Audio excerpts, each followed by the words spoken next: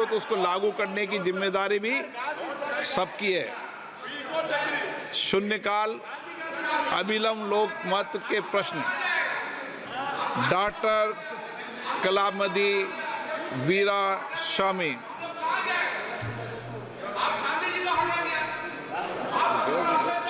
Kalanidhi Swamy Sir, thank you very much, sir.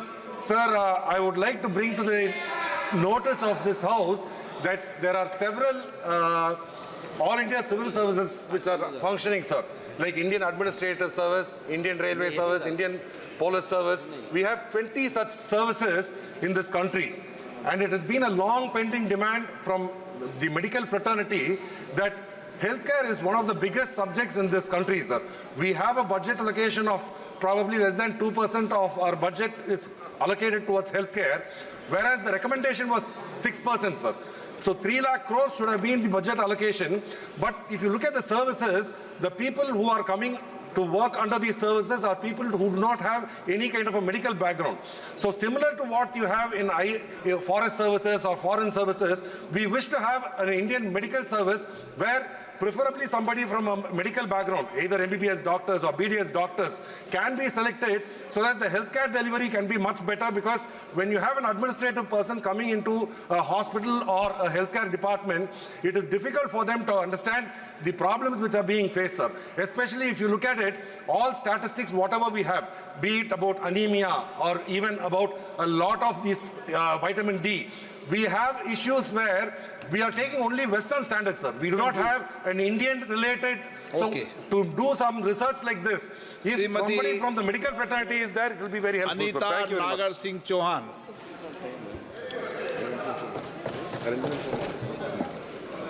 माननीय अध्यक्ष जी, मुझे बोलने का अवसर दिया, उसके लिए मैं आपका धन्यवाद करती हूँ। माननीय अध्यक्ष जी, मैं रतलाम संसदीय क्षेत्र से आती हूँ। मेरे संसदीय क्षेत्र के अलीराजपुर जिले की 3 पंचायतों की 600 हेक्टेयर कृषि भूमि की नीलामी बोली लगाई गई थी, जिसको कोल इंडिया लिमिटेड CIL कंपनी को ग्रेफाइट खनन की लीज स्वीकृति की गई। अध्यक्ष जी, आपके माध्यम से मैं माननीय मंत्री जी से निवेदन करती हूँ कि इसे रद्द किया जाए। लोग भयभीत हैं, सड़कों पर उतर आए हैं। अगर इसे नहीं रोका गया तो स्थिति बहुत खराब हो जाएगी, क्योंकि पूरी जमीन पर खेती की जाती है, उसी पर निर्भर है। धन्यवाद। धन्यवाद। हमारी नई सदस्य है, जिला परिषद की सभापति भी रही है और दूर दराज के गांव से आती। हाँ, कौन? श्रीमती लालजी वर्मा।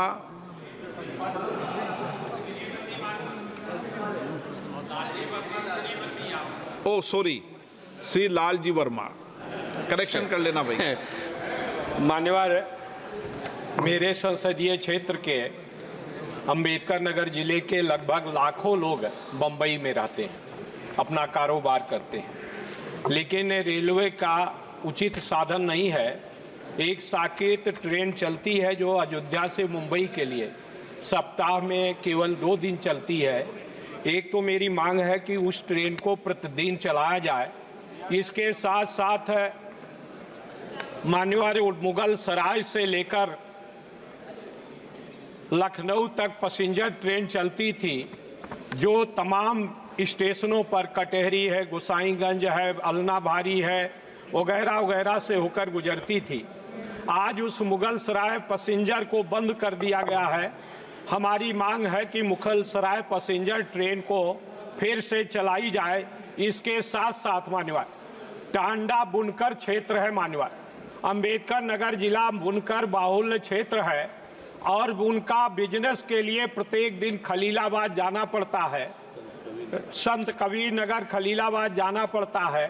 बीच में कोई लाइन नहीं, रेलवे लाइन नहीं है, और टांडा जो रेलवे स्टेशन है, सबसे अधिक राजस्व देने वाला रेलवे स्टेशन है, वहाँ से कोई भी यात्री ट्रेन नहीं है। हमारी ये मांग है कि टांडा और बस्ती के बीच में नई रेलवे लाइन बिछाई जाए और अकबरपुर जंक्शन से बस्ती के लिए खलीलाबाद गोरखपुर तक के लिए अलग से ट्रेन चलाई जाए, ये हमारी मांग है आपके माध्यम से। धन्यवाद। Shri Arvind Dharmapuri. Honorable Speaker, sir, it is an honor to stand here before you to present a crucial request related to the revered spiritual guru, Sant Sri Sri Sri Sevalal Maharaj Ji. Sant Sri Sevalal Maharaj Ji was born on 15th Feb 1739 in Surgundan Koppa, Devangiri district of Karnataka. He emerged as a beacon of social reform and spiritual guidance for the Banjara community with his profound knowledge in Ayurveda and naturopathy. He dedicated his life to dispelling myths and eradicating superstitions among the tribal communities, thereby transforming their way of life. Traveling across the country with his Ledeni troupe, Sant Sevalal Maharaj Ji served the forest dwellers and nomadic tribes, inspiring them to abandon their nomadic lifestyle and settle in the traditional tandas. His efforts ensured that the Banjara community preserved its cultural heritage while adapting to a settled way of life. There are about 12 crore people belonging to the Banjara community in this country. Today, his legacy resonates in states like Karnataka, Tamil Nadu, Andhra Pradesh, Telangana, Maharashtra, and Madhya Pradesh, where his birth anniversary is celebrated with great reverence every February. The Samadhi Sthal of Sant Sevalal Maharaj Ji, located in Poradevi, Maharashtra, stands as a testament to his enduring influence, often referred to as Banjara Kashi. His life's work is eliminating atrocities. His dedication to public service and humanitarian causes continue to inspire generations. In a parliament complex adorned with portraits and statues of illustrious personalities like Chhatrapati Shivaji Maharaj Ji, Kuttur Rani Chinnamma Ji, Sri Aurobindo Ji, Gurudev Rabindranath Tagore Ji, Mahatma Basaveshwara Ji, and Devi Ahilya Bai Holkar Ji, it is only fitting that we also honor Sant Sri Sevalal Maharaj Ji. His teachings emphasizing education, cultural preservation and patriotism are crucial in our pursuit of a Viksit Bharat, a developed India. By installing a statue of Sant Sri Sevalal Maharaj Ji in the Parliament complex, we not only pay homage to a great guru revered by a Banjara community and beyond, but also reaffirm our commitment to the values he championed. Let us celebrate his contributions and ensure his legacy continues to inspire and guide us towards a brighter future. Jai Sevalal, Jai Jai Sevalal. Shri Asaduddin Owaisi जी। मोहतरम speaker साहब, हज committee में जो corruption चल रहा है उसके बारे में मैं आपके सामने जिक्र करना चाह रहा हूं। हज कमेटी के सीईओ का अपॉइंटमेंट का एडवर्टाइजमेंट 3/11/2023 को दिया गया था। उसके बावजूद भी एक परमानेंट सीईओ को अपॉइंट नहीं करने की वजह से हज कमेटी में जो हाजी हिंदुस्तान से सऊदी अरब जाते हैं, वहाँ पर जो करप्ट ऑफिशियल है सब स्टैंडर्ड बिल्डिंग का सिलेक्शन करते हैं और हमारे हिंदुस्तान के हाजियों को बड़ी तकलीफ हुई। सीईओ नहीं रहने की वजह से वहाँ के अहदेदारों ने मीना, मुजदलफा, अरफात में कंपनी को जो दिया जाता है हाजियों की खिदमत के लिए उनसे पैसे लिए। प्राइवेट टूर ऑपरेटर सर, उनका लाइसेंस रिन्यू नहीं किया जाता जब तक एक एक हाजी के ऊपर 1-1 लाख रुपया रिश्वत नहीं दी जाती उन ऑफिशियल्स को। मैं आपको ये बता रहा हूं कि इन ऑफिशियल्स का 8 साल से मिनिस्ट्री में है, CSS रूल्स के खिलाफ है, ट्रांसफर नहीं होता। एक अहदेदार को सस्पेंड टर्मिनेट कर दिया गया, उसके रिश्तेदार दिल्ली में काम कर रहे हैं 50-60 हज़ार तनख्वाह पर। गैर जरूरी तौर पर मुंबई में 35 लोगों को निकाल दिया गया नौकरी से। मेरा आपके जरिए से हुकूमत से मुतालबा है कि CBI के जरिए हज कमेटी करप्शन की इंक्वायरी करवाई जाए, उन तमाम अहदेदारों को हटाया जाए और आखिर में सर प्राइवेट टूर ऑपरेटर्स के लिए गवर्नमेंट एक सिस्टम बनाए ताकि इन प्राइवेट टूर ऑपरेटर्स को करप्शन से बचाया जाए। हज कमेटी से जो गरीब हिंदुस्तान के हाजी जाते हैं उनको तकलीफ से बचाया जाए, मेरा हुकूमत से मुतालबा है। दिलीप शेखिया जी। अध्यक्ष महोदय, एक बहुत ही महत्वपूर्ण विषय आपके माध्यम से मैं भारत सरकार का ध्यान आकर्षित करना चाहता हूँ। इस समय विश्व में सबसे अधिक तेजी से जनसंख्या वृद्धि भारत में हो रही है और वर्तमान में ये भारत की सबसे बड़ी समस्या बन गई है। क्षेत्रफल के दृष्टि से भी भारत की जनसंख्या बहुत अधिक है।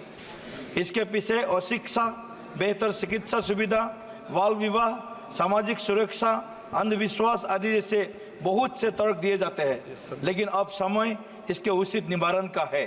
पूरे विश्व में हर साल 8 करोड़ की जनसंख्या वृद्धि होती है, जिसमें भारत में 200 करोड़ की वृद्धि अकेले भारत में होते हैं। भारत में प्रति मिनट 52 बच्चे पैदा होता है।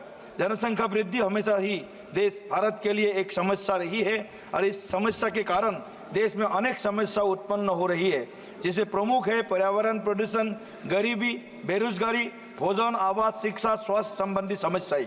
इन समस्याओं से छुटकारा पाने और जनसंख्या नियंत्रण के लिए प्रयास करना अति आवश्यक है। आपके द्वारा केंद्र सरकार से अनुरोध करता हूं कि देश में सीमित संसाधनों और स्वास्थ्य संबंधी सेवाओं की उपलब्धता के आधार पर जनसंख्या विस्फोट जैसी स्थिति से देश को बचाने के लिए एक ठोस राष्ट्रीय जनसंख्या नियंत्रण नीति बनाई जाए। मेरे आसाम नॉर्थ ईस्ट भी इससे अछूता नहीं है। आसाम का जनसंख्या करीब 40% तक पहुंच गए हैं अध्यक्ष महोदय। इसीलिए आसाम पूरे पूर्वोत्तर, बिहार, बंगाल, पूरे नॉर्थ ईस्ट, बिहार बंगाल के साथ इस समस्याओं से काफी दिनों से जूझते आ रहा है। अगर ऐसे ही जनसंख्या बढ़ते जाएगा तो पूरे पूर्वोत्तर भारत से अलग होने का मांग जो उनका जिन्ना का था, हंस के लिया हिंदुस्तान, लड़के लेंगे पाकिस्तान, ये जो उनका जो एक पुराने जो उनका एक पौन है, प्रतिज्ञा है, वो प्रतिज्ञा को सफल कर सकते हैं। अध्यक्ष महोदय, इस विषय के ऊपर माननीय प्रधानमंत्री जी विशेष नीति अपनाएं। ऐसे इस विषय पर विदेश मंत्री जी और सर्वदलीय बैठक हो चुकी है। मैं इसलिए इस विषय को उठा रहा हूं क्योंकि विदेश मंत्री ने दोपहर को उसके ऊपर बयान देना है, तो हमारी जो चिंताएं हैं उनको भी अपने संज्ञान में ले लेंगे जब वो बयान देंगे। तो मैं 2-3 बातें आपके समक्ष रखना चाहता हूं। बांग्लादेश से अध्यक्ष जी भारत का एक विशेष रिश्ता रहा है। 1971 में बांग्लादेश की संरचना में भारत ने एक विशेष भूमिका निभाई थी, जिससे जो दक्षिण एशिया का भूगोलिक मैप है वो 1947 के बाद एक बार फिर से बदला था। जो परिस्थितियां बांग्लादेश में आज की तारीख में उत्पन्न हैं वो बहुत ही संवेदनशील है और बहुत ही चिंताजनक है। जनवरी 2024 में शेख हसीना जी के नेतृत्व में अवामी लीग की चौथी बार सरकार बनी थी और लगभग 6 महीने के बाद ही एक ऐसी परिस्थिति वहाँ पे उत्पन्न हुई कि एक आंदोलन हुआ और उस आंदोलन के कारण सरकार को इस्तीफ़ा देना पड़ा और शेख हसीना जी को वो मुल्क छोड़ना भी पड़ा। मैं अध्यक्ष जी आपके माध्यम से सरकार के संज्ञान में ये बात लाना चाहता हूँ कि सिर्फ बांग्लादेश ही नहीं है, पिछले 3-4 वर्ष में दक्षिण एशिया के कई ऐसे मुल्क हैं जहाँ पे राजनीतिक अस्थिरता काबिज रही है। चाहे म्यांमार हो, चाहे श्रीलंका हो, चाहे मालदीव्स हो, और पाकिस्तान में भी जो फौज का वर्चस्व है वो सिविलियन सरकार के ऊपर बढ़ता जा रहा है। चीन का हस्तक्षेप भी वेस्टर्न इंडियन ओशन में पिछले कई वर्षों में बढ़ा है और इसलिए मैं सरकार से ये जानना चाहता हूँ, क्योंकि भारत दक्षिण एशिया का सबसे प्रमुख मुल्क है और दक्षिण एशिया में अगर अस्थिरता होती है उसका सीधा सीधा असर भारत पे पड़ता है और सबसे ज़्यादा प्रभाव भारत पे पड़ता है। तो मैं सरकार से ये जानना चाहूँगा, जब विदेश मंत्री जवाब देंगे, कि पिछले कुछ वर्षों में दक्षिण एशिया में राजनीतिक स्थिरता को बहाल रखने के लिए भारत सरकार की तरफ से क्या कदम उठाए गए हैं और अगर ये जो राजनीतिक अस्थिरता है ये इसी तरह फैलती रही तो इसके जो नकारात्मक प्रभाव है वो भारत के ऊपर क्या पड़ने वाले हैं, ये मैं आपके संज्ञान में लाना चाहता हूं। अतुल गर्ग जी, अतुल गर्ग जी, अतुल गर्ग जी,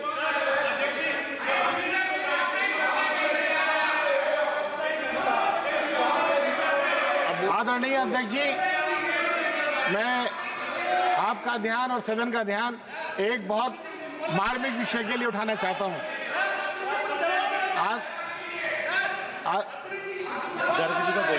आदरणीय अध्यक्ष जी,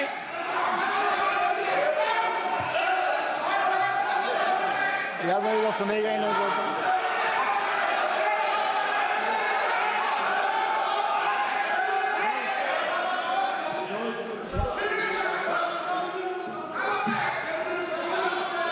आदरणीय अध्यक्ष जी,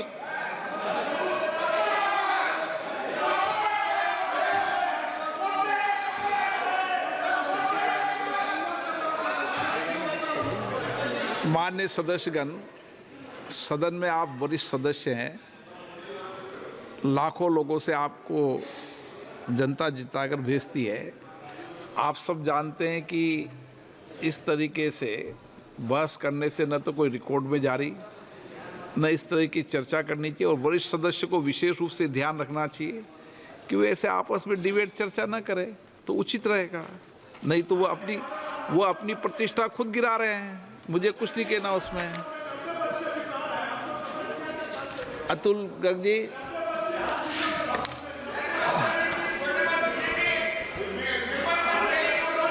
अतुल गर्ग। आदरणीय अध्यक्ष जी, मैं आपका ध्यान और पूरे सदन का ध्यान एक बहुत मार्मिक विषय पर उठाना चाहता हूं।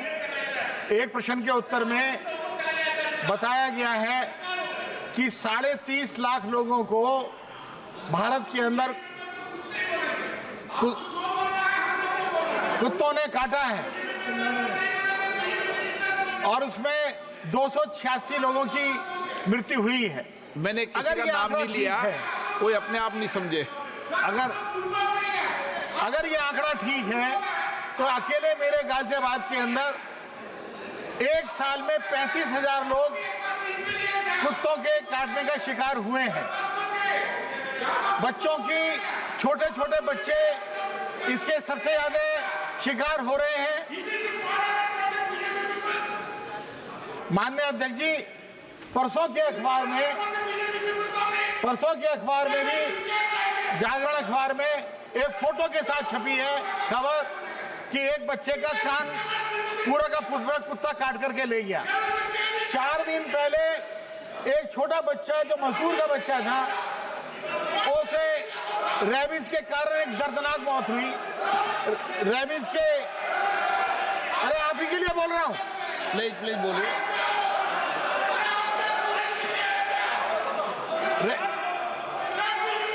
अगर प्राइवेट पालतू कुत्ता हो तो वो अगर किसी को काट ले तो कोई जिम्मेदार होता है। अगर कोई प्राइवेट कुत्ता हो वो गंदगी कर दे तो कोई जिम्मेदार होता है। पर कोई आवारा कुत्ता हो तो कोई कुत्ता प्रेमी उस जिसका काटने वाले के सामने नहीं आता, उसे बचाने के लिए नहीं आता। कोई कुत्ता प्रेमी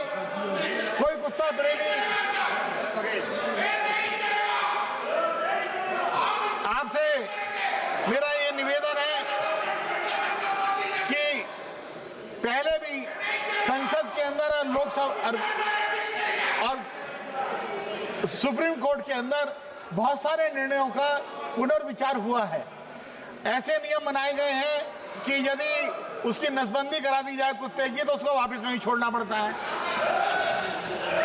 मेरे बच्चे खेल नहीं सकते हैं, लोग घूमने, अरे आप ही के लिए कह रहा हूं, आप भी सुन लीजिए। प्लीज माने सर, प्लीज आप इधर बोलिए। इधर बच्चे खेल नहीं सकते हैं। एक आतंक का वातावरण पूरे शहर के अंदर बना हुआ है जो और भी जगह बना हुआ होगा। तो आपसे मेरा निवेदन यह है कि इस पर दोबारा से कमेटी बनाकर के विचार हो। जो कहते हैं कि एबीसी कार्य बहुत अच्छा चल रहा है, तो ये लगातार कुत्ते काटने की और मरने वालों की संख्या बढ़ क्यों रही है? इन नियमों में पशु प्रेमी और मानव की स्वतंत्रता के बीच में कहीं ना कहीं कोई असंतुलन है।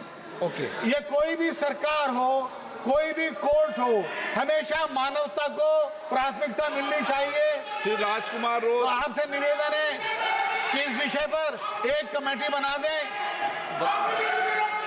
धन्यवाद अध्यक्ष महोदय। माही परमाणु ऊर्जा संयंत्र बांसवाड़ा को लेकर एक महत्वपूर्ण विषय आया है। अभी कुछ दिन पहले परमाणु ऊर्जा संयंत्र के कार्मिकों द्वारा और वहाँ के स्थानीय प्रशासन द्वारा वहाँ पर अभी बारिश का समय है, बारिश के समय के दौरान वहाँ पर लोग बैठे हुए हैं, उनके मकान बने हुए हैं, खेतीबाड़ी कर रखी है, लेकिन प्रशासन ने एक तरफ ऊपर से बारिश हो रही है और उन लोगों को हटाने का काम किया। लोगों ने विरोध किया तो लगभग 40 लोगों को गिरफ्तार कर रखा है। इसमें से लगभग अधिकतर महिलाएं हैं सर। ये वर्तमान में माही परमाणु ऊर्जा संयंत्र बांसवाड़ा के कार्मिक, एनपीसीएल के कार्मिक और जिला प्रशासन द्वारा तानाशाही रवैया अपनाया जा रहा है। अध्यक्ष महोदय, आपकी जानकारी में डाल दूं, ये परमाणु ऊर्जा संयंत्र उस क्षेत्र के लिए आने वाले समय में एक विनाशकाली परियोजना होगी। हम देखते हैं कि कई जगह देखा गया है, कई ऐसे उदाहरण आए हैं। फुकुशिमा जापान 2011 में भूकंप आया और वहां एक तबाही मची, परमाणु बिजली घर लगा हुआ था।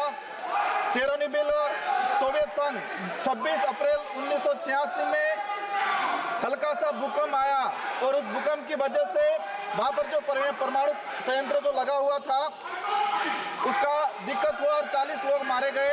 अध्यक्ष महोदय, मेरा अनुरोध है कि इस परियोजना में माही बांध से पानी लिया जा रहा है और दूषित पानी वहां पर छोड़ा जाएगा, जिससे वहां पर जो माही डैम के अंदर वहां से एग्रीकल्चर के लिए पीने के लिए पानी जा रहा है, तो उसको उपयोग करने वाले लोग आने वाले समय में कहीं न कहीं उनके शारीरिकता के साथ खिलवाड़ किया जाएगा, अधिक कई बीमारियों के साथ पीड़ित होंगे। माननीय अध्यक्ष महोदय, एक रिपोर्ट आई है, उसमें यह किया गया है कि ये परमाणु बिजली घर लगता है तो आसपास का एरिया में 3 डिग्री तापमान बढ़ेगा। अध्यक्ष महोदय, आपसे मेरा अनुरोध है कि इस परियोजना को रोका जाए, वहां के लोगों को विस्थापित नहीं किया जाए और हम भविष्य में पूर्व में जो घटनाएं हुई है परमाणु बिजली घर की वजह से, तो आने वाले समय में भी वो विनाशकाली साबित हो सकता है। अध्यक्ष महोदय, आपसे पुनः अनुरोध है कि जिन लोगों को अभी बारिश के समय विस्थापित किया जा रहा है, परेशान किया जा रहा है, उनको रोका जाए और इस परियोजना को रोका जाए। धन्यवाद। के ईश्वर शामी।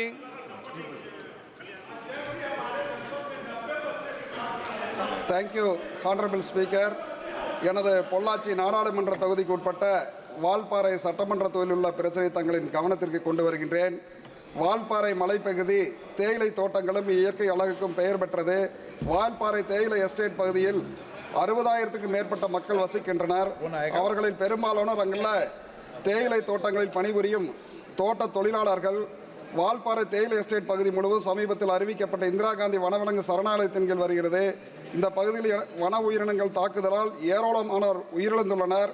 காப்புக்காடு மற்றும் வனவிலங்கு சரணாலயமாக அறிவிக்கப்பட்டுள்ளதால் அங்கு வசிக்கும் மக்கள் அச்சத்துடன் வாழ்க்கையை நடத்த வேண்டியுள்ளது. மேலும் அந்த மலைப்பகுதியில் உள்ள மக்கள் வசிக்கும் பகுதிகளுக்கு தடுப்பு வேலிகள், மின்கம்பிகள் அமைத்து பாதுகாப்பு அளிக்க வேண்டும்.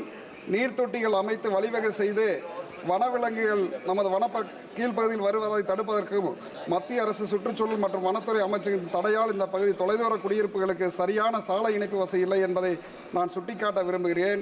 உயிர்கள் மற்றும் உடைமை இழப்புகளுக்கு வனவிலங்குகளால் பாதிக்கப்பட்ட குடும்பங்களுக்கு 10 லட்சம் ரூபாய் இழப்பீடு வழங்கவும் அதை நீட்டிப்பு செய்யும் அரசு முன்வர வேண்டும் என்று வலியுறுத்துகின்றேன்.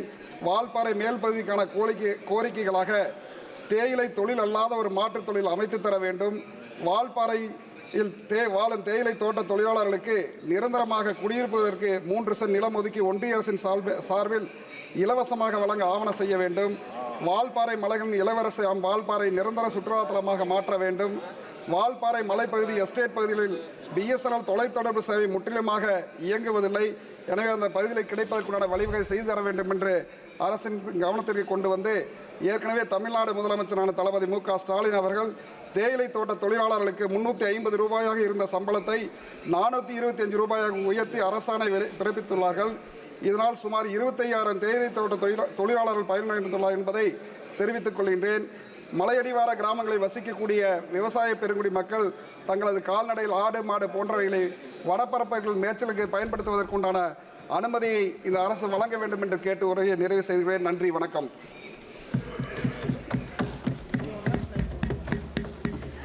माननीय सदस्य डॉक्टर कल्याण वैजनाथ राव जी। धन्यवाद अध्यक्ष महोदया। मैं आपके माध्यम से सरकार को एक अनुरोध करना चाहता हूं, ये बात बताना चाहता हूं कि मेरा चुनाव क्षेत्र जिला जालने में और महाराष्ट्र के अंदर और महाराष्ट्र के बाहर भी एक ज्ञान Radha multi cooperative state society स्थापित की गई है और वो 2006 में, और उसके करीब महाराष्ट्र में और महाराष्ट्र बाहरी भी 51 शाखाएं हैं, जिसमें 5,000 लोगों ने 1,500 करोड़ रुपए रखा है डिपॉजिट बोलकर। मैं सरकार से ये बात बताना चाहूँगा, इसका जो मास्टरमाइंड है वो सुरेश कुटे नाम का, उसके ऊपर पुलिस ने 10 केसेस भी दाखिल किए हैं। ये तो बात हो गई, लोगों को लालच बता करके 12-14% डिपॉजिट के ऊपर देने की बात कर करके सारे लोगों से, गरीब लोगों से पैसे जमा कर तो ले लिए, लेकिन उसके बाद वो रफू चक्कर हो गया है और उसकी बहुत सारी प्रॉपर्टी उसने परचेस की है। मैं आपसे, आपके माध्यम से सरकार से अनुरोध करूंगा कि उसके ऊपर जल्द से जल्द कार्रवाई करके जो गरीब लोग हैं उन लोगों को, जो डिपॉजिटर है, उनको सरकार की तरफ से कुछ राहत देने के लिए कदम उठाए जाए। धन्यवाद। धन्यवाद माननीय सदस्य। माननीय सदस्य श्री भरत मुथुकुमिली जी।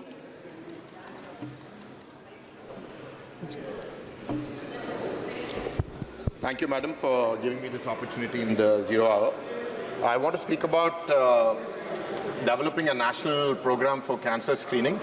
I'm a trustee on a cancer hospital, which is a non-profit in Hyderabad, and I see the amount of cost that it takes to treat cancer. But unfortunately, our screening at an India level is far lower than it should be. Our cervical cancer screening rate is about 1% of the population, and breast cancer screening rate is about 2%. Whereas countries like the US, we're screening about 70–80% for cervical and breast cancer.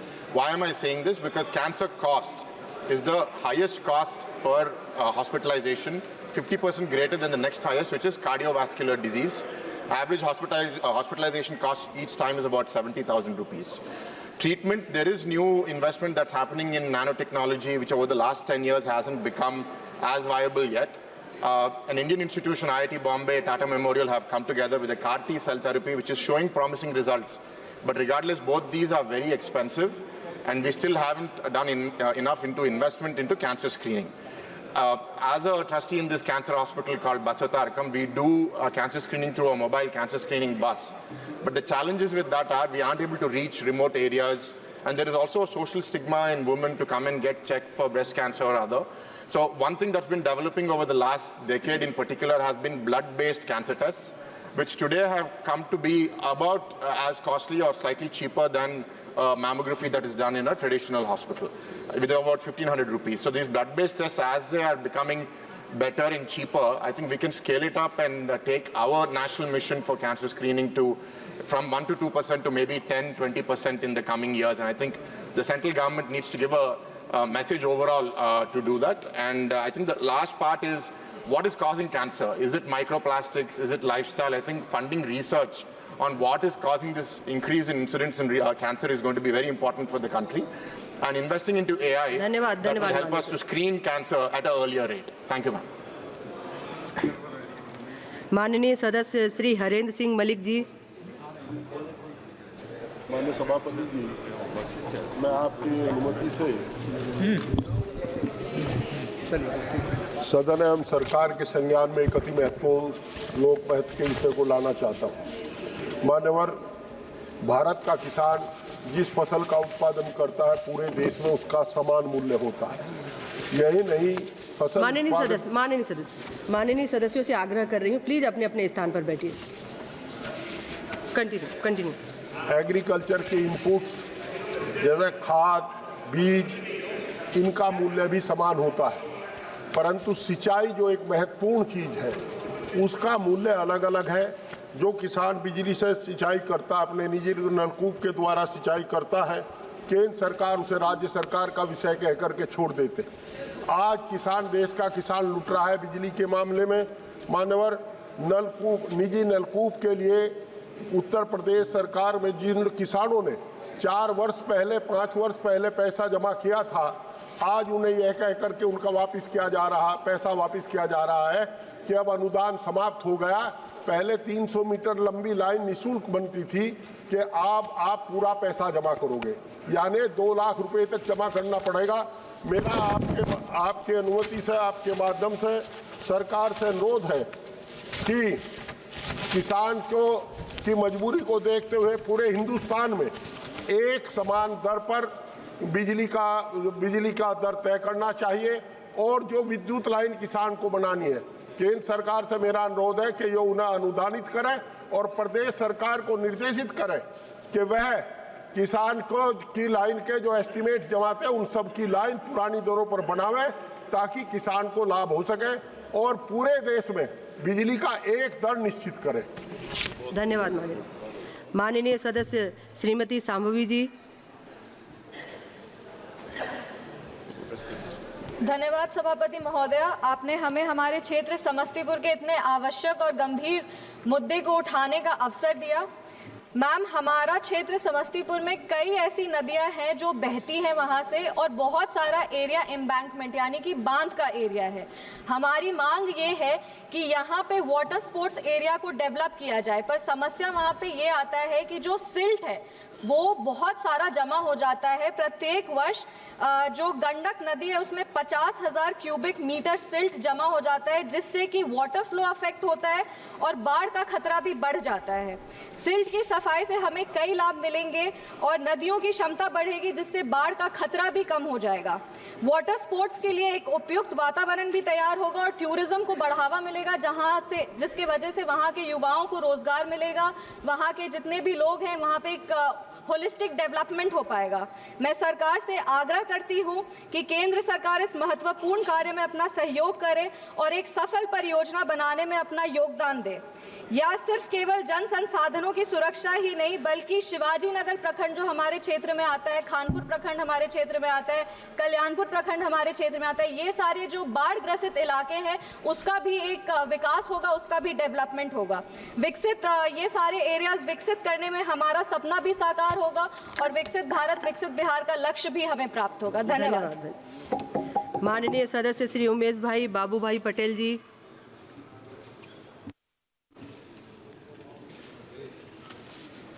Mic.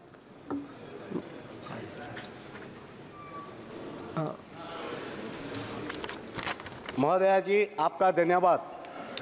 महोदया जी, मैं आपके माध्यम से भारत सरकार का एक अति महत्वपूर्ण विषय की ओर ध्यान आकर्षित कराना चाहता हूं। महोदया जी, हमारा केंद्र शासित प्रदेश दमन एवं दीव समुद्र किनारे बसा हुआ प्रदेश है, जहां मच्छीमारी एक महत्वपूर्ण व्यवसाय है और एकमात्र रोजगार का साधन भी माना जा सकता है। हमारे ज़्यादातर माछीमार कम पढ़े लिखे होते हैं, जिनको समुद्री सीमाओं का ज्ञान नहीं होता, जिसके चलते समुद्र में मच्छी पकड़ते वक्त गलती से पड़ोसी देश पाकिस्तान की सीमा में पहुंच जाते हैं और वो निर्दोष गरीब मच्छीमार पाकिस्तान की जेल में पहुंच जाता है। ऐसे काफ़ी गरीब मछुआरे पाकिस्तान की जेलों में वर्षों से बंद है। उनमें काफ़ी बुजुर्ग और बीमार मछुआरे हैं। कहा जाता है कि पाकिस्तान की जेल में बंद अनेक मछुआरे की हालत बहुत खराब है, जो कभी भी मर सकते हैं। पाकिस्तान की जेलों में बंद मछुआरों को अनेक यातनाएं और पीड़ाएं दी जा रही है, जो वहाँ के मछुआरे लिखित में पाकिस्तान की जेल में बंद मछुआरे लिखित में अपने परिवारजनों को लिख कर दे रहे हैं। महोदया जी, अनेक मछुआरों को तो पाकिस्तान की कोर्ट ने बरी भी कर दिया है, लेकिन किन्हीं कारणों से अभी तक वहाँ की सरकार ने उनको रिहा नहीं किया है। महोदया जी, मेरा भारत सरकार से निवेदन है कि मेरे संसदीय क्षेत्र दमन एवं दीव सहित पूरे देश के मछुआरे जो भी पाकिस्तान की जेलों में बंद है, उनको अतिशीघ्र रिहा करवाकर भारत लाने की कृपा करें और हमारी समुद्री सीमाओं की मजबूती की जाए, ताकि हमारे निर्दोष मछुआरे पड़ोसी सीमा में ना पहुंचे। साथ ही आपसे निवेदन है कि हमारे देश में प्रतिबंधित लाइन फिशिंग, लाइट फिशिंग और फिक्स बोया फिशिंग, काबा फिशिंग बंद करवाई जाए। मैडम, काफ़ी लोगों ने समुद्र पर कब्जा कर रखा है, जिससे हमारे मछुआरों को फिशिंग के लिए दूर दूर तक जाना पड़ता है और सीमा लांघ जाते हैं और वो पाकिस्तान में बंद हो जाते हैं। आपसे निवेदन है कि हमारे मछुआरों की रक्षा की जाए। माननीय सदस्य डॉक्टर अमर सिंह जी। धन्यवाद मैडम। सभापति जी, बहुत बहुत धन्यवाद। मेरा सब्जेक्ट आज मनरेगा है। मैं ग्रामीण विकास मंत्री जी ਨੂੰ ਬੇਨਤੀ ਕਰੂੰਗਾ ਕਿ ਥੋੜਾ ਧਿਆਨ ਦੇਣ ਮੇਰੇ ਵੱਲ।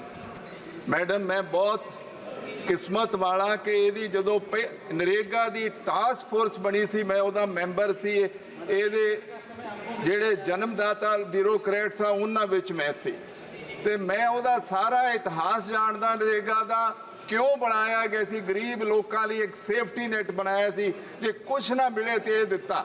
लेकिन पिछले 20 सालों की जो कुछ प्रोग्रेस हो रही आ, ਉਹਦੇ 'ਚ ਇਹ ਆ कि ਇੰਨੀਆਂ ਟੈਕਨੀਕੈਲਿਟੀਜ਼ ਉਹਨਾਂ ਦੀ ਹਾਜ਼ਰੀ ਲਗਾਉਣ 'ਚ ਪਾਤੀਆਂ ਨੇ। ਸਿੰਪਲ ਅਟੈਂਡੈਂਸ ਵਿੱਚ ਉਹਨਾਂ ਦੀ ਪੇਮੈਂਟ 'ਚ ਇੰਨੀਆਂ ਟੈਕਨੀਕੈਲਿਟੀਜ਼ ਪਾ ਰਹੀਆਂ ਕਿ ਅੱਜ ਗਰੀਬਾਂ ਨੂੰ ਹਾਜ਼ਰੀ ਲਗਾਉਣਾ ਔਰ ਆਪਣੀ ਪੇਮੈਂਟ ਕੱਢਣਾ ਮੁਸ਼ਕਿਲ ਹੋਇਆ ਪਿਆ। ਮੰਤਰੀ ਜੀ, ਬੇਨਤੀ ਕਰੂੰਗਾ ਕਿ ਉਹਨੂੰ ਦੇਖੋ। ਦੂਸਰਾ, 100 दिन ਅਸੀਂ ਉਦੋਂ ਬਣਾਏ ਸੀ, 20 साल बाद घट्टो घट्ट 150 दिन तक कर दो ओदी मजदूरी 400 ਜਾਂ 500 रुपया घट्टो घट करो। ये पंजाब के मनरेगा मजदूरों की मांग है। तीसरी, पंजाब च की होया, इन्नी ज्यादा राजनीति हो गई मनरेगा च, ਜਿਹੜੇ एक पर्टिकुलर पार्टी के लोग ने उन्होंने मजदूरी मिलूगी, उन्होंने मेट बनूगा, बाकी किसी का नहीं बनूगा। मैं मंत्री जी को कहूँगा कि पंजाब की मनरेगा नू डिटेल्स में देखन और मनरेगा ਜਿਹੜੇ लोग मंग रहे उन्होंने मजदूरी देन, जी उन्होंने ज्यादती हो रही है उन्होंने ठीक कर। बहुत बहुत धन्यवाद। माननीय सदस्य Shri TM Selva Ganpati ji.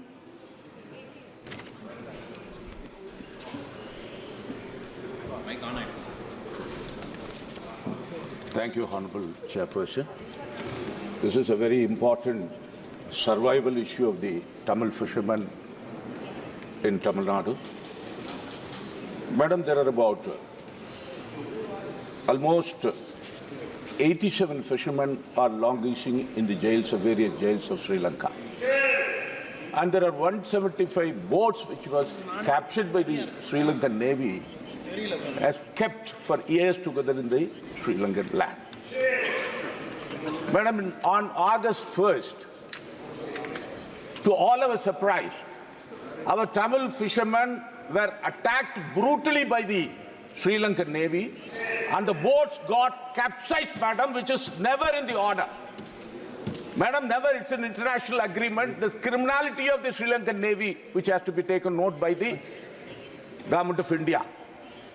Madam, our Honorable Dynamic Chief Minister has been time and again writing to the Government of India detailing the plight of the Tamil fishermen and their problem they face with the Indian Army. Madam, I would like to draw the attention of the government. There's a strong presence of Coast Guard and Indian Navy and the headquarters at Madras. What are they doing? They become a silent spectator. They don't swing into action when their own fishermen are attacked. This, you know, time and again the Chief Minister has been writing to the Government of India, but in vain. But, Madam, I would like to point out there is an agreement in the year 1977, a sovereign agreement between India and Sri Lanka, providing a right of drying their net in Kachativu, which means right of fishing is also allowed as per the international agreement. But whereas in 76, two of the joint secretaries of the government had absolutely turned over the sovereign agreement entered into between two countries and removed the clause of right to dry the nets in Kachativu. This is the problem now. This is because of which the Indian fisherman is going to go to the extent of killing the Indian fisherman. So I draw the attention of the government that there must be a diplomatic effort to form a committee and all those who are languishing in the jail with the presence of the representatives of the fishermen, they must visit the jail and know the condition. There are reports that they have been brutally attacked time and again. And the boats are getting damaged after 4 years, 6 years, 7 years, the boats are released. There is no use. Madam, this is a serious issue which the Government of India must take up. Now the External Minister is going to give a statement in the House in the afternoon. He must address and respond to this also. All those things. The committee has to be formed, madam, to visit Sri Lanka and meet the Indian Tamil fishermen. After all, they are contributing to the nation's wealth. 7 to 8% of the wealth is given by them by export. 7 to 8% of the fishing stream is done by the fishermen of the Tamil Nadu. Please. Yes, ma'am.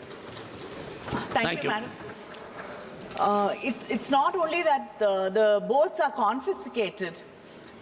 Just this year alone, 27 boats have been confiscated, taken away by the Sri Lankan Navy, and around 177 Indian boats have been taken away. At present, it is with the Sri Lankan government, and it's nationalized. They make it their own. The boats are never given back. Now back to the Indian fishermen, even after where they are being released from the prisons. And even yesterday in my constituency Thoothukudi, fishermen from Tharavaikulam 2 boats have been attacked by the Sri Lankan Navy, and 22 fishermen have been arrested and taken away yesterday after our government has raised a concern about what happened recently.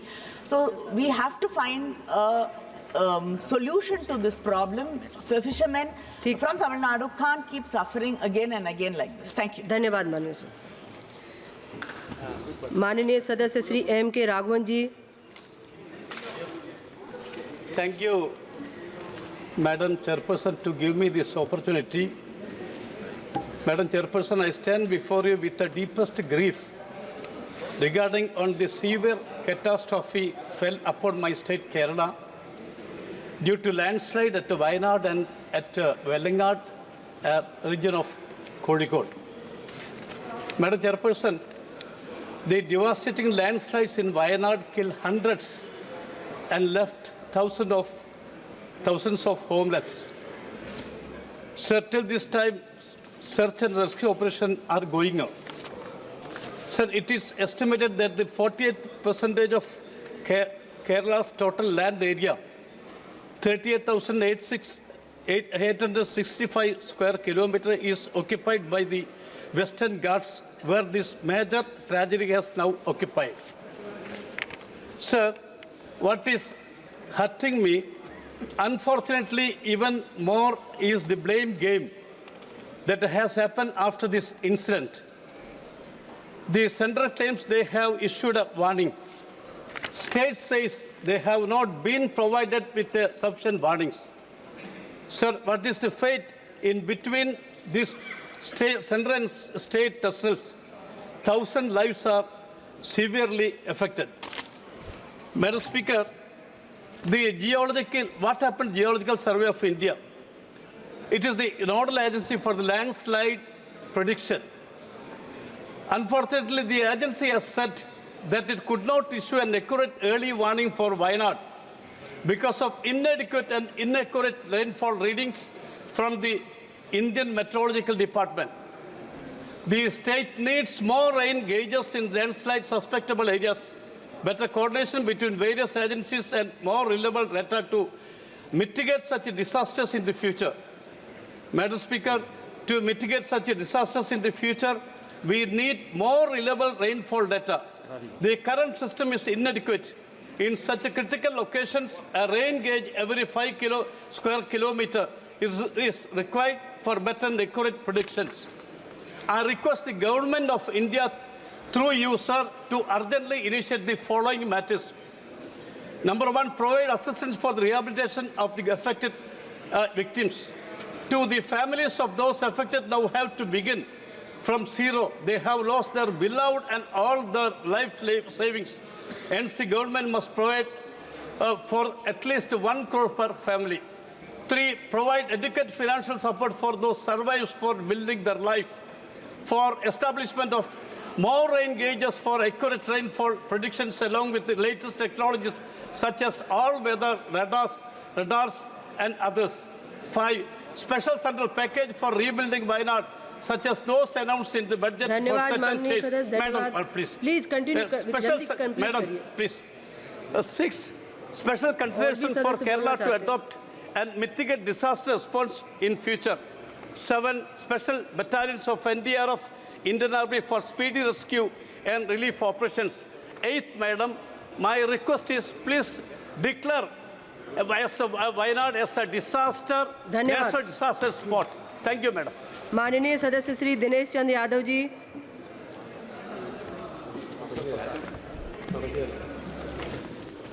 धन्यवाद सभापति जी।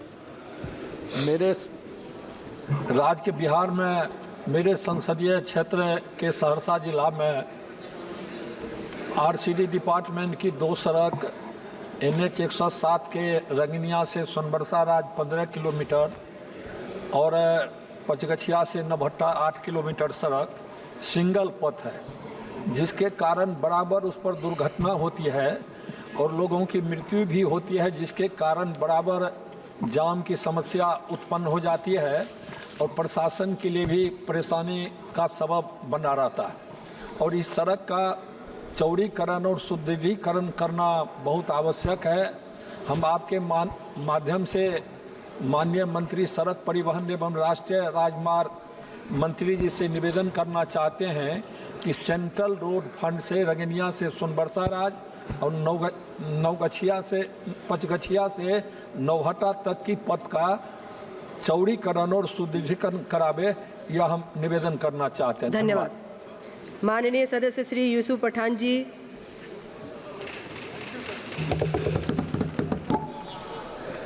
माननीय अध्यक्ष महोदय, मैं आपके माध्यम से सरकार का ध्यान एक आवश्यक मुद्दे की ओर आकर्षित करना चाहता हूं। अध्यक्ष महोदय, मेरे लोकसभा केंद्र में निम्नलिखित रेलवे गेटों पर डबल लाइन फ्लाईओवर या फिर अंडरग्राउंड बाईपास के निर्माण के लिए अत्यंत आवश्यकता है। अध्यक्ष महोदय, 111 ए रेल गेट बेलडंगा नवदा राज्य मार्ग के पंचराय मोड़ पर है। 120 ई रेल गेट बेलडंगा बप्ता NH 34 के बेलडंगा 1 ब्लॉक पर है। 104 टी रेल गेट रेजीनगर नदिया राज्य मार्ग के रेजीनगर बेलडंगा 2 ब्लॉक पर है। अध्यक्ष महोदय, ये सभी गेट सियालदा लालगोला लाइन पर स्थित है और बार बार ट्रेन गुजरने के कारण यातायात में समस्या पैदा करते हैं। इन रेल गेट पर भीड़भाड़ के कारण आपातकालीन सेवाओं में देरी होती है, जिससे जान और संपत्ति का नुकसान होता है। कई गंभीर बीमार लोगों ने इस गेट पर फंसने के कारण अपनी जान वहीं पर छोड़ दी और उन्हें अस्पताल भी नहीं पहुंचा पाए। कुछ दिनों पहले एक मकान में आग लगने की वजह से वो पूरा मकान जलकर राख हो गया, क्योंकि रेल गेट बंद होने के कारण फायर ब्रिगेड को उस मकान तक पहुंचा नहीं सके। इन समस्याओं के कारण और इस समस्याओं को देखते हुए मैं सरकार से अनुरोध करता हूं कि इन रेलवे गेट पर डबल लेन फ्लाईओवर अथवा अंडरग्राउंड बाईपास के निर्माण के लिए विस्तृत परियोजना रिपोर्ट तैयार की जाए। इस उद्देश्य के लिए आवश्यक धनराशि स्वीकृत की जाए, जिससे कि इस समस्या का पूर्ण रूप से समाधान किया जाए। धन्यवाद अध्यक्ष महोदय। माननीय सदस्यों के कल के शून्यकाल में जिनके नाम थे उनको मैं बुलवाने की कोशिश करूंगी। आप सभी से निवेदन है कि अपनी बात को 1 मिनट के अंदर रखने की कोशिश करें। माननीय सदस्य प्लीज। माननीय सदस्य श्री एंटोनी जी।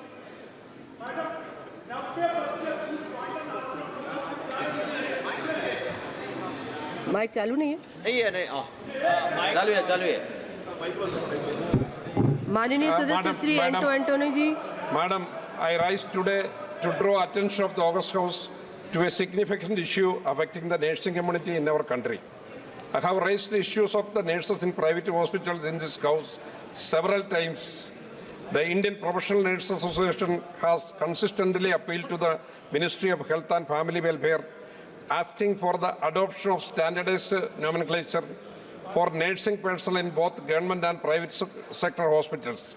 Unfortunately, despite the directive issued by the Union Ministry on 9 September 2016, the private sector remains unaffected by this policy.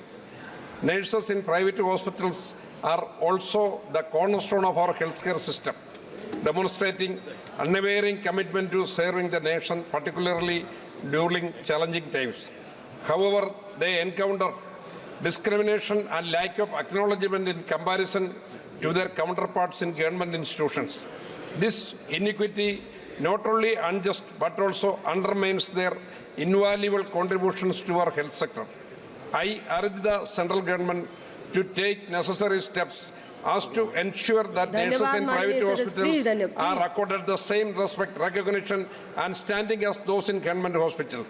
It is imperative that we uphold the principles of equal justice enshrined in our constitution and provide our nurses with the dignity and recognition they deserve. Thank you. माननीय सदस्य गणेश सिंह जी।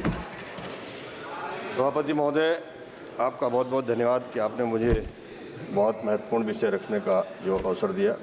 मैं आपके माध्यम से भारत सरकार का ध्यान आकर्षित कराना चाहता हूँ मोबाइल फ़ोन की ओर। आज दुनिया में मोबाइल फ़ोन सबसे ज़्यादा इस्तेमाल किया जाता है। मोबाइल फ़ोन गांव-गांव में, घर-घर में प्रत्येक व्यक्ति, बच्चे से लेकर बूढ़ों तक इसका उपयोग किया जाता है। वाकई में ये बहुत उपयोगी भी है और अब तो शासकीय और निजी दस्तावेजों में मोबाइल नंबर अनिवार्य कर दिया गया है तथा शासन की अधिकांश हितग्राही योजनाओं का लाभ मोबाइल नंबर के माध्यम से दिया जाता है। महोदय, मोबाइल फ़ोन की कॉलिंग दर प्रतिदिन बढ़ती जा रही है, जिस कारण से ग्रामीण जन रिचार्ज की बजाय नया सिम ले लेते हैं, क्योंकि मोबाइल कंपनियां शुरुआत में तो 2-3 महीने तक फ्री ऑफर देते हैं और फिर रिचार्ज में वसूलते हैं तथा कोई भी रिचार्ज पूरे महीने का नहीं होता, कभी 28 दिन, कभी 24 दिन या उससे भी कम दिनों का होता है। रिचार्ज न करने पर नंबर बंद कर दिया जाता है, इसलिए नया सिम लेना लोगों की मजबूरी हो जाती है। हितग्राहियों के नंबर बदलने के कारण वे सरकार की योजनाओं से वंचित हो रहे हैं। मैं आपके माध्यम से माननीय संचार मंत्री जी से अनुरोध करता हूं कि मोबाइल फ़ोन की कॉलिंग दर को सस्ता किए जाने के लिए सभी कंपनियों को एडवाइजरी भेजें, जो बहुत जरूरी है, जनहित का मामला है। धन्यवाद। माननीय सदस्य श्री पार्थो भौमिक जी।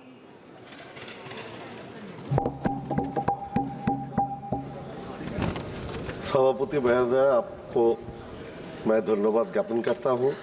आपका माध्यम से माननीय रेल मंत्री का ध्यान से ये बात मैं आकर्षित करना चाहता हूं।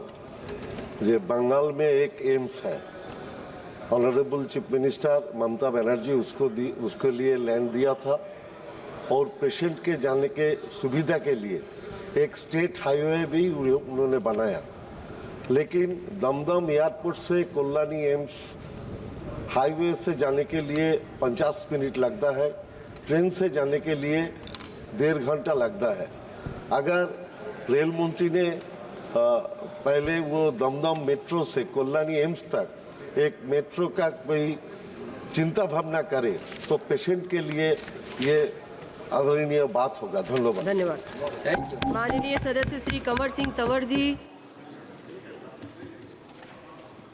धन्यवाद महोदय जी। मेरा विषय ओबीसी सूची में गुर्जर शब्दावली स्पष्टीकरण संबंधित है। महोदय, मैं आपके माध्यम से केंद्र सरकार का ध्यान चंडीगढ़ केंद्र शासित प्रदेश के विभिन्न पदों पर भर्ती प्रक्रिया की दिशा में कराना चाहता हूं। इस भर्ती प्रक्रिया में पूरे देश में आवेदन स्वीकार किए गए थे। इसी क्रम में जिन उम्मीदवारों ने लिखित परीक्षा पास की, उन्हें अभिलेख प्रशिक्षण हेतु बुलाया गया था, जिसमें जो उम्मीदवार उत्तर प्रदेश से गुर्जर जाति से संबंध रखते थे, उनको ओबीसी सूची से बाहर कर दिया गया कि उनकी जाति प्रमाण पत्र में लिखित उनकी जाति के शब्दावली स्पेलिंग चंडीगढ़ केंद्र शासित प्रदेश की ओबीसी सूची में लिखित शब्दावली से मिलान नहीं करती थी। केंद्र सरकार ने उत्तर प्रदेश में निवास करने वाले गुर्जर जाति को रेजुलेशन संकल्प संख्या नंबर 12011/68/93 BCC/C दिनांक धन्यवाद सदस्य माननीय सदस्य 10/9/1993 में अंतर्गत अन्य पिछड़ा वर्ग सूची में पंजीकृत किया गया था। केंद्र सरकार द्वारा जो जाति प्रमाण जारी किया गया था, उसमें गुर्जर जाति की शब्दावली गुर्जर लिखी जाती है और चंडीगढ़ सदस्य श्री राजीव राय जी प्रदेश में ओबीसी सूची शब्दावली गुर्जर लिखी जाती है, जो कि मूलतः। मैडम, मैं आपका ध्यान अपने लोकसभा के रेलवे की तरफ लाना चाहता हूं। अगर सरकार सर्वे करे तो आप ये पाएंगे कि मऊ जनपद रेलवे के हिसाब से सबसे पिछड़ा हुआ इलाका है। हमारे यहाँ से दिल्ली के लिए या बड़े शहरों के लिए, मुंबई के लिए कोई डेली सुपरफास्ट ट्रेन नहीं है। मेरी पहली मांग ये है कि जो वंदे भारत ट्रेन बनारस से शुरू होती है या राजधानी की तरफ ट्रेन, हमारे यहाँ के लोगों को बिहार जाना पड़ता है, बक्सर जाना पड़ता है ट्रेन पकड़ने के लिए, तो वहाँ से दिल्ली मुंबई के लिए वंदे भारत या राजधानी एक्सप्रेस की तरह एक डेली ट्रेन चलाई जाए। दूसरा बात है मैडम, हमारा जो मऊ जिले का मुख्यालय है एक हिस्से पर बसा हुआ है, सबसे ज़्यादा आबादी दोहरी घाट इलाके में है। उधर के लोगों को 2 घंटा आना पड़ता है, ट्रेनें नहीं मिलती है। तो जो मऊ से ट्रेनें हैं दोहरी घाट से शुरू हो। तीसरा एक अनुरोध है मैडम कि हमारे यहाँ यूनिवर्सिटी, इलाहाबाद यूनिवर्सिटी है, प्रयागराज हाई कोर्ट है, सबको जाना पड़ता है, कोई सीधी ट्रेन नहीं है। धन्यवाद माननीय सदस्य। एक समय में एक विषय काफी आपके ट्रेन तीसरे से ये बात संबंधित है मैडम, ट्रेन से संबंधित है।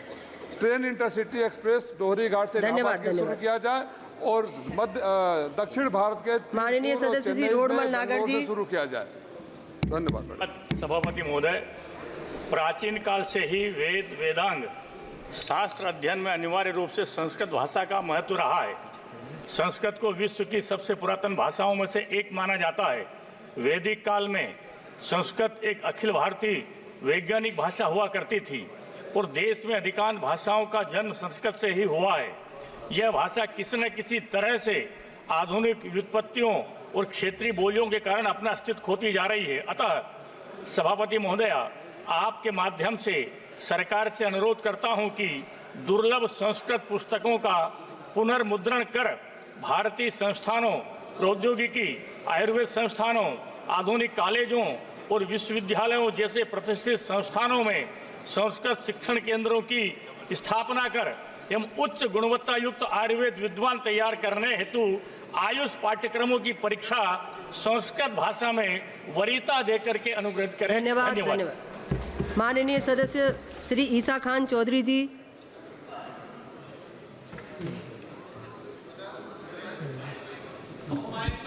Honorable Dam, I rise today to bring your urgent attention the dire situation faced by the mic on. Yeah. Faced by the residents of Shibpur in Chachanda, Gram Panchayat, Samsarganj Block, Murshidabad district of Malda Dakshin Lok Sabha constituency. On the 29th of July, 10 concrete houses were lost to the river due to the relentless erosion caused by the Ganges. The situation is equally grave in Lohapur village of Pratapganj Gram Panchayat. On the 30th of July, erosion began in Lohapur and many houses now stand perilously close, within 50 meters of the eroding banks. As a result, 400 families from Samsarganj block have fled their homes with no place to seek refuge. These displaced families are now facing severe challenges, including a lack of shelter, drinking water crisis, inadequate water drainage systems, and they need immediate relief. Given that the Farakka Barrage Authority is controlled by the Government of India, and given that the Farakka Barrage is the primary cause of erosion caused by the Ganges, I again ask the Ministry of Water Resources to take full responsibility for anti-erosion work along a 120-kilometer stretch, 80 kilometers downstream from the Farakka Barrage into Murshidabad, and 40 kilometers upstream into Malda from Farakka Barrage. This was the situation under the UPA government from 2005 onwards. Immediate measures must be taken by the central government to prevent further erosion and provide immediate relief to the affected families of Samsarganj block and to prevent imminent humanitarian disaster. Thank you. सबसे पहले तो मैं आपका धन्यवाद कहना चाहता हूं कि आपने मुझे प्रश्न पूछने का अवसर दिया। मैं आपके माध्यम से सदन का ध्यान बहुत ही महत्वपूर्ण मुद्दे पे मेरे लोकसभा का जो है उसको मैं ध्यान आकर्षित करना चाहता हूं। वलसाड़ लोकसभा के अंतर्गत वलसाड़ जिला के वलसाड़, पाडी और उमरगाम तालुका पूरा समुद्र तट पर स्थित है और हर साल बारिश के कारण, हाई टाइड के कारण, भर्ती के कारण और कई बार तूफान और साइक्लोन के कारण समुद्र तट पे बसे गांवों में बाढ़ का पानी भर जाता है और उसके कारण लोगों की जान, पशु और संपत्ति को बहुत नुकसान पहुंचता है। ये साल और आज भी बाढ़ के कारण पूरे वलसाड़ में पानी भरा हुआ है। इसी कारण ये गांवों का अस्तित्व पूरी तरह खतरे में है। मैं आपके माध्यम से माननीय मंत्री जी से निवेदन करना चाहता हूं कि पूरी केंद्र सरकार की सहायता से पूरा टेक्निकल एनालिसिस करके ये गांवों में प्रोटेक्शन वॉल बनाया जाए। वलसाड़ तालुका में बड़ी दाती, नानी दाती, काकड़वाड़ी गांव, भागल गांव, भड़ेली, कोसंबा, सुरवाड़ा, मनोडुगरी, पाडी तालुका में उमरसाड़ी। धन्यवाद माननीय सदस्य। उमरगाम शहर में उमरगाम शहर, दहेरी, नारगोल, सरोंडा, तड़गाम, कलगाम, मरोली, फणसा और कलाई में प्रोटेक्शन वॉल बनाई जाए। धन्यवाद। माननीय सदस्य विशाल दादा प्रकाश बाबू जी। Thank you, ma'am. Through you, I'd like to draw the attention of the House to the issue of the long pending construction of the Kablapur airport in my constituency of Sangli. Ma'am, हमारे constituency में we are known historically for production of commodities like sugarcane, turmeric, maize, raisins and pomegranates. तो यहाँ बहुत सारे traders आना चाहते हैं जो हमारी मंडी भी बहुत बड़ी है लेकिन बहुत दिक्कत आ रही है क्योंकि इनको कनेक्टिविटी नहीं है। प्लेन ना उतरने के कारण बहुत सारे ट्रेडर्स हमारे यहाँ आते नहीं हैं। एक्सपोर्ट के प्रोडक्ट्स हैं, हल्दी में हम सबसे ज़्यादा एक्सपोर्ट करते हैं मैडम। 288 मिलियन US डॉलर्स का एक्सपोर्ट हल्दी का हुआ है। We could contribute to it but unfortunately because somebody doesn't want to get this airport completed, तो कोई तो रोड़ा इसमें अड़ा रहा है। तो मैं आपके माध्यम से मैं सरकार से अनुरोध करूंगा कि अगर हमारे सांगली की कनेक्टिविटी बढ़ानी जरूरी है, वहां पे बहुत एजुकेशन इंस्टीट्यूट्स हैं जहां बाहर से बच्चे पढ़ने को आते हैं, उनके माता पिता भी उनसे मिलना चाहते हैं, धन्यवाद। तो इनके लिए एयरपोर्ट का जल्दी निर्माण हो। धन्यवाद। माननीय सदस्य डॉक्टर राजेश मिश्रा जी। धन्यवाद सभापति महोदया, आपने मुझे अति महत्वपूर्ण विषय पर बोलने का मौका दिया। मैं आपके माध्यम से सरकार का ध्यान अपने लोकसभा क्षेत्र के अति महत्वपूर्ण विषय पर आकृष्ट करना चाहता हूं। महोदया, जल जीवन मिशन जो माननीय प्रधानमंत्री नरेंद्र मोदी जी की अति महत्वपूर्ण योजना है, हर घर नल से जल, हमारे मध्य प्रदेश में कार्य प्रगति पर है, इसके लिए बहुत बहुत धन्यवाद। लेकिन तो हमारे लोकसभा क्षेत्र के सीधी जिले में इस योजना का निर्माण कार्य 2 कंपनी LCC और KPTL कर रही हैं। ये दोनों कंपनी काफ़ी सब स्टैंड, दोनों कंपनी आमजन को पानी देने की जो योजना है उस योजना में पानी फेर रही हैं। NH की रोड को बिना परमिशन के खोद करके क्षतिग्रस्त किया जा रहा है, जिससे कार्य पूर्ण होने के बाद ठीक भी नहीं किया जा रहा है। कई एक्सीडेंट व जीवन क्षति भी हो चुकी है। टंकियों का निर्माण किया गया है, वो क्रैक हो गई हैं, पानी लीकेज हो गया है। पाइप की गुणवत्ता भी बहुत खराब है, कई जगहों से टूट चुकी है। माननीय, मैं आपके माध्यम से आग्रह करता हूं कि जल जीवन मिशन की जो योजना माननीय प्रधानमंत्री जी की अति महत्वाकांक्षा योजना है, उसके गुणवत्तापूर्ण निर्माण हेतु सेंट्रल मॉनिटरिंग सिस्टम बनाया जाए, धन्यवाद, जिसमें सिविल सोसाइटी के लोगों को भी रखा जाए जो राज्यों व जिलों में जाकर इसकी जांच कर सकें। साथ ही निर्माण का समय भी निर्धारित किया जाए कि वो जो कंपनी खराब कार्य कर रही है उन्हें ब्लैक लिस्टेड किया जाए। धन्यवाद सदस्य जी। साथ ही सीधी सिगरौली जिले में रेहन डैम से व सोन नदी से पानी लिफ्ट करके नगरीय क्षेत्र में सप्लाई किया जाए। Thank you very much, Madam, for allowing me to draw the attention of this House to a very important issue regarding my constituency. Madam, the Cholinganallur Assembly constituency in my South Chennai Ambala constituency is a densely populated constituency, especially with the resettlement tenements which spreads in Perumbakam, Chemmanjeri and Kannagi Nagar, and the nearest one-stop center is 45 kilometers away in Chengalpattu, which makes the interventions really difficult to help the victims, the women victims and the child victims. So what I would like to request to the Honorable Minister of Women and Child Development through you is that a one-stop center should be installed not only in those areas in the Sholinganallur zone, but also, since I have a longer fisherman coast, the issues of fishermen being attacked, their boats confiscated and killed have now been raised by 2 DMK members now. What about the plight of the wives of those fishermen, the trauma they face? So I want another one-stop center in the Nochikuppam area also. So I urge you, because the government of Tamil Nadu, government of Tamil Nadu under the able leadership of our Chief Minister has been enacting lot of acts regarding the safety and security of women, the Toli Women Hospitals, the 181 helpline, around the 24/7 or important one to mention a few. So please, I urge the Union government to immediately sanction these 2 one-stop centers, not only sanctioning but allot funds also to expedite the process. माननीय सदस्य श्री अमनी जी।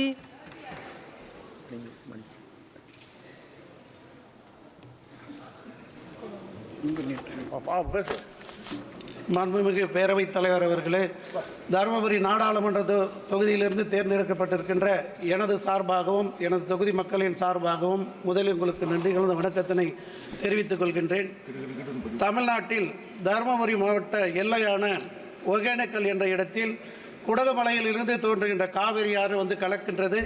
இந்த காவிரி ஆறு ஒகேனக்கல் என்ற இடத்தில் நீர்வீழ்ச்சியாக தோன்றுகிறது. அந்த நீர்வீழ்ச்சி மிகவும் அபரிதமான சாத்தியக்கூறுகளை மாண்புமிகு சுற்றுலாத்துறை அமைச்சர் அவர்கள் கவனத்திற்கு கொண்டு வர விரும்புகின்றேன்.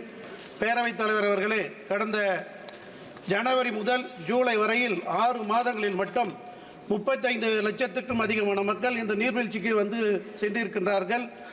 ஆண்டொன்றுக்கு 1 கோடிக்கும் அதிகமான மக்கள் இந்த நீர்வீழ்ச்சிக்கு வருவதற்குண்டான வாய்ப்புகள் இருக்கிறது. மாண்புமிகு பேரவைத் தலைவர் அவர்களே, இந்த ஒகேனக்கல் நீர்வீழ்ச்சியில் ரோப் கார் வசதி, விசைப்படகு சவாரி, உயிரியல் பூங்கா, மசாஜ் மையங்கள், மீன் உணவு கூடங்கள் போன்ற பல்வேறு சாத்தியக்கூறுகள் அடங்கிய ஒரு சுற்றுலா தலம். ஆகவே இதை உலகத்தரம் வாய்ந்த சுற்றுலா தலமாக மாற்றி அமைத்து தர மத்திய அமைச்சர் முன் வர வேண்டும் என்று கேட்டுக்கொள்கின்றேன். நன்றி.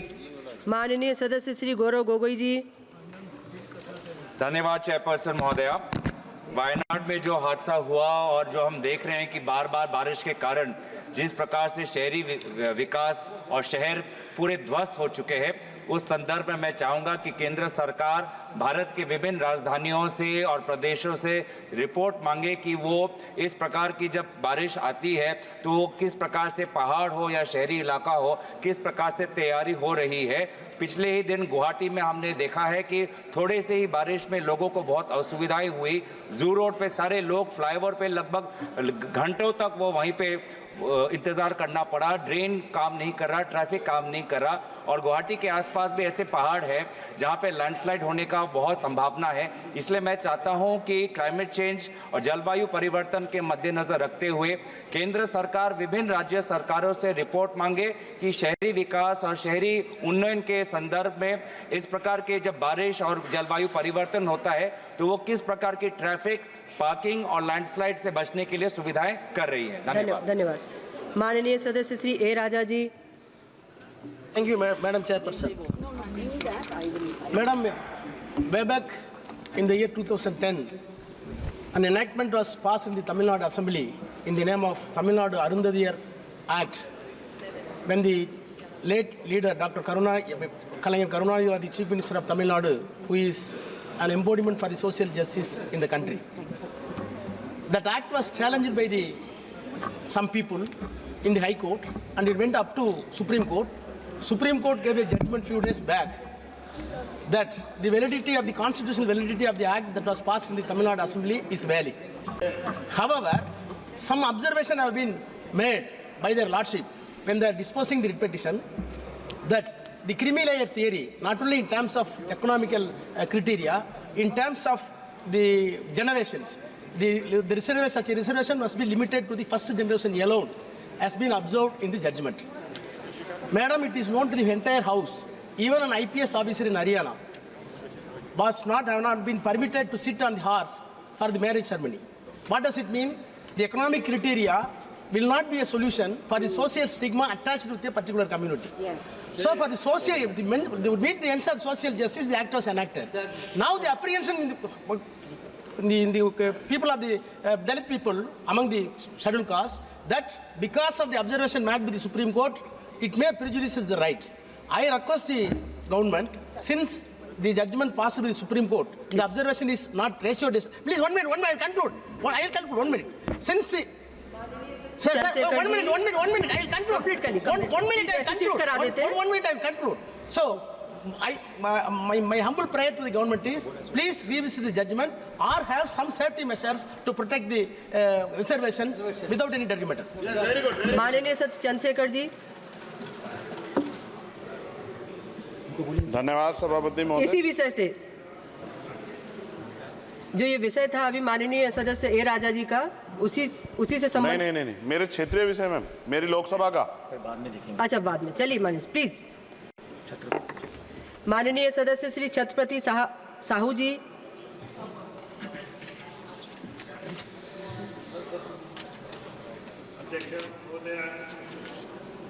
I would like to bring to your notice the woes of the EPS Employees Pension Scheme 95. There are 75 lakh pensioners associated with EPS 95 scheme. They reside in every corner of India. Just a few days back, I visited their ongoing agitation, which was held at Jantar Mantar. Having seen and heard of the distressing plight of the pensioners, I would like to bring this serious situation to your notice, Adhyaksha Mahodaya. The present numbers of this fund are employees of the central and state government sectors and private sector undertakings. The members enrolled are approximately 30 crores. Statistics state that the corpus in the pension fund has increased from rupees 3,93,000 crores in 17-18 to rupees 7,80,000 crores in 22-23. Adhyaksha Mahodaya, will the government be pleased to state whether the government is aware of the inflation and rising costs and minimum pension needed to survive in 2024? Whether the government is aware of the directive principles of the Constitution of India, which places the responsibility on it to help the elderly lead a respectable life. Adhyaksha Mahodaya, the pension is not protected against inflation. Furthermore, it is not increased by a single rupee in the last 10 years. Adhyaksha Mahodaya, the price of a household gas cylinder. धन्यवाद धन्यवाद माननीय सदस्य। 1 minute, maybe. Please complete. Just 2 minutes. Gas cylinder is rupees 1,200. In such circumstances, how do the pensioners drawing an average of 1,451 continue to live? I don't understand. It is shocking to note that the government's indifference to the crumbling lives of the pensioners who are naturally of old age. The Article 41 of the Constitution provides for old age pension schemes and therefore not only covers the elderly pensioners but the sick and the disabled as well. In the year धन्यवाद माननीय 2023, सदस्य। the pension माननीय सदस्य रमाशंकर राजभर जी।